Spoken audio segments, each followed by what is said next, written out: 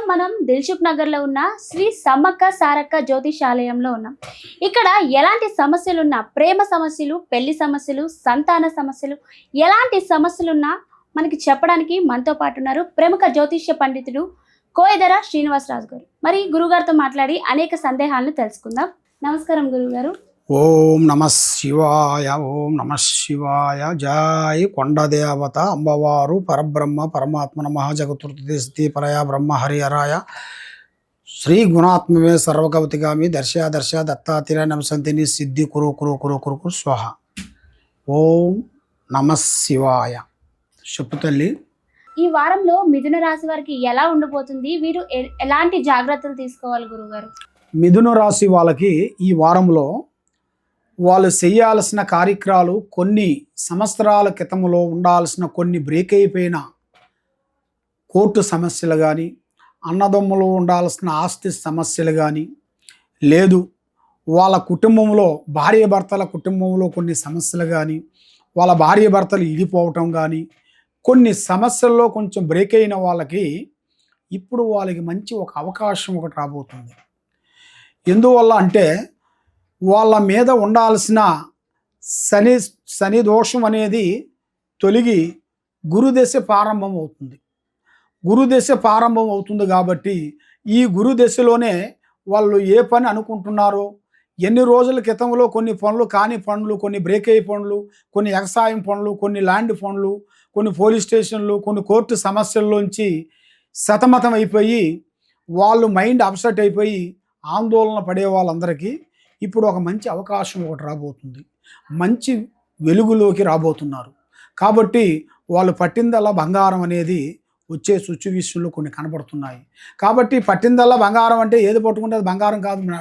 మధ్యలో మనం 4 గోళ్ల మధ్యలో కూర్చుంటే పని జరగదు కదా. యత్నం ప్రయత్నం రా అన్నాడు. మన మానవ ప్రయత్నం మనం చేయాలి. మన మానవ ప్రయత్నం మనం చేయకోకుండా అన్నీ కావాలి అంటే మనకి దక్కవు. కొన్ని కావాలంటే కొన్ని మనం వదిలేయాలి. అన్నీ కావాలంటే మనకి దక్కవు. కాబట్టి మనం ఏ కార్యక్రమం చేయాలనుకుంటున్నామో, ఎడిపోదాం అనుకుంటున్నామో పెద్దవాళ్ళని మీరు గౌరవించండి, వృద్ధులని ప్రేమించండి. కాబట్టి మీ జాతక రిష్టిలో యోగంలో చూసుకుంటే గురుదశ ప్రారంభం అవుతుంది. ఈ గురుదశలో నుంచి మీకు మెయిన్గా మీకు ఉండాల్సింది, గురుదశ అంటే మనకి అన్నదమ్ముల్లో ఒక అన్నగారు ఉంటే మనకి ఎంత ధైర్యం, తర్వాత నాన్నగారు ఉంటే మనకి ఎంత ధైర్యం, మనకి విద్య నేర్పిన, చదువు నేర్పిన గురువులు కానీ, పాఠం నేర్పిన గురువులు కానీ మన పక్క నుండి మనకు చెబుతుంటే మనకి ఎంత ధైర్యం అనిపిస్తుంది. అలాగా ఈ గురుదశ రాబోతుంది మీకు. ఈ గురుదశలో వచ్చినప్పుడు మీరు ఇది సంవత్సరానికి 1 నెల వరకే ఉంటుంది. ఈ 1 నెలలోనే మీరు జాగ్రత్తలు, అతి జాగ్రత్తలు చూసుకోవాలి, జాగ్రత్త పడాలి. లేదు మన అశ్రద్ధగా ఏం కాదులే, మన అదృష్టం బాగుందిలే, ఏం కాదులే, నేను చదివేసేసానులే ప్రపంచాన్ని అనుకొని శైలాంచ కూర్చుంటే మళ్ళా మొదటికే మోసం అవుతుంది, ఇబ్బంది అవుతుంది. కాబట్టి మనకి ఎంత తెలిసినా ఎదుటి వాడి డైరెక్షన్ తీసుకోవడం చాలా గొప్పది. కాబట్టి ఏ కార్యక్రమం చేయబోతున్నారో, ఏ పని చేస్తున్నారో అతి జాగ్రత్తగా మీరు పాటించి చేస్తే మీకు మంచి శుభాలు కలుగుతాయి. ఈ నెలలో మీకు జయప్రదాలు, ఈ వారంలోనే మీకు మంచి మంచి కొన్ని కార్యక్రమాలు అభివృద్ధిగా రావాల్సినవి కొన్ని ఉన్నాయి.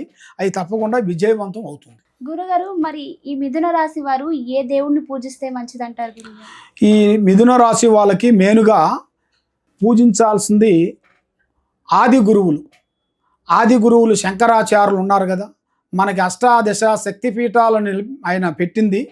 ఎందుకంటే మన భారతదేశాన్ని ఒక మార్గంలోకి అనేది తెచ్చి చాలామందికి కొన్ని విద్యలు నేర్పి, కొన్ని శక్తిపీఠాలు కొన్ని నిలబెట్టేసి జనాలందరికీ మనకి నేర్పించిన మనకి కనబడే గురువే మనకి ఏం కనబడుతుంది? మెయిన్గా సూర్యుడు, చంద్రుడు, ఆకాశం, భూమి, అగ్ని, వాయు, గాలి, ఈ మనకి పంచభూతాలు కనబడుతుంటాయి.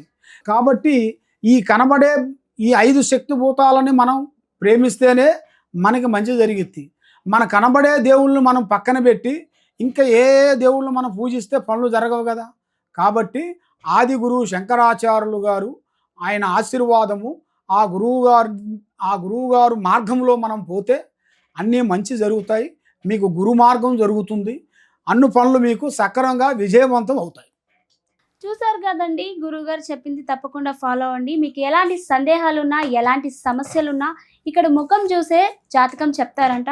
మరి కింద స్క్రోల్ అవుతున్న నెంబర్కి కాల్ చేయండి, గురువుగారిని సంప్రదించండి. Thank you.